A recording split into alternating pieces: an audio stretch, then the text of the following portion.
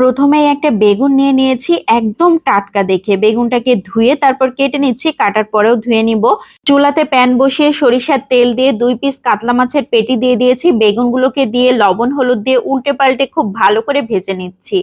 বেগুনগুলো খুব ভালো মতো ভাজি হয়ে গিয়েছে, উঠিয়ে নিচ্ছি। মাছ দুইটাকে উঠিয়ে নিয়েছি, একই প্যানের উপর রসুন দিয়ে দিয়েছি, পেঁয়াজ আর কাঁচামরিচ দিয়ে খুব ভালো করে ভেজে এখন এগুলোকে উঠিয়ে নিচ্ছি।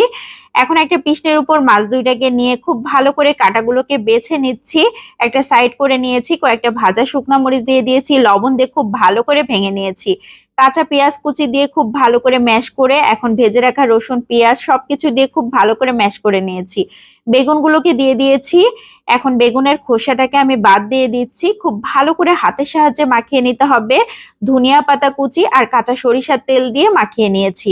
ভর্তা একদম রেডি হয়ে গিয়েছে। বেগুনের এই ভর্তাটা খেতে অসাধারণ টেস্টি হয়। এদিকে আমি কিছু সিম নিয়ে নিয়েছি, একটা আলু নিয়ে নিয়েছি আর ফুলকপি নিয়ে নিয়েছি। সবগুলো খুব ভালো করে কেটে নিচ্ছি। কাটার আগে ধুয়ে নিয়েছিলাম, আবার কাটার পরেও ধুয়ে নিব। এখন একটা পাত্রে নিয়ে নিচ্ছি। এদিকে লবণ হলুদ দিয়ে দিচ্ছি, 1/4 চা চামচ করে খুব ভালো করে মাখিয়ে নিয়েছি। চুলাতে প্যান বসিয়ে সরিষার তেল দিয়ে একে একে সব সবজি আলুগুলোকে দিয়ে দিয়েছি, ঢাকনা দিয়ে ঢেকে বেশ কিছুক্ষণ ধরে এভাবে ভেজে নিচ্ছি। সবজি থেকে অনেকটাই পানি বের হয়েছিল, সেই পানিতেই সিদ্ধ হয়ে গিয়েছে। এখন ভাজা ভাজা করে উঠিয়ে নিচ্ছি। একই প্যানের উপর আবার কিছুটা পরিমাণ সরিষার তেল দিয়ে কিছু ছোট সাইজের চিংড়ি মাছ দিয়ে দিয়েছি, রসুন কুচি, পেঁয়াজ কুচি, কাঁচামরিচ ফালি করে দিয়েছি।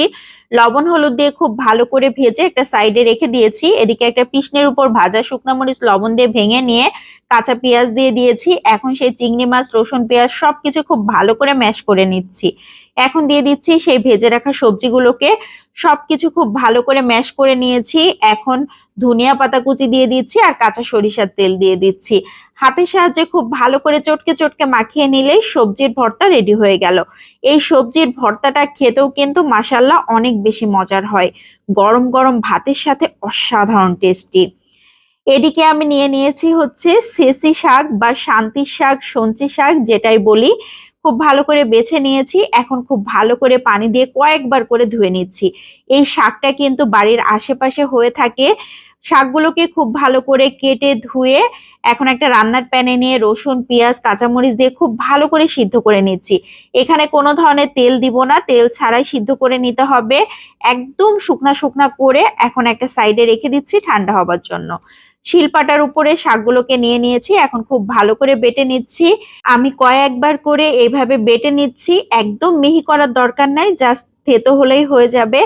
এখন একটা সাইড করে নিয়েছি। ভাজা শুকনা মরিচ লবণ দিয়ে খুব ভালো করে ভেঙে নিয়েছি, কাঁচা পেঁয়াজ কুচি দিয়ে দিয়েছি আর দিয়ে দিয়েছি বেশি পরিমাণে সরিষার তেল। খুব ভালো করে মেখে নিয়েছি। শাকের ভর্তাও রেডি হয়ে গিয়েছে, উপর থেকে একটু সরিষার তেল দিয়ে দিয়েছি। অসাধারণ টেস্টি একটা শাক ভর্তা।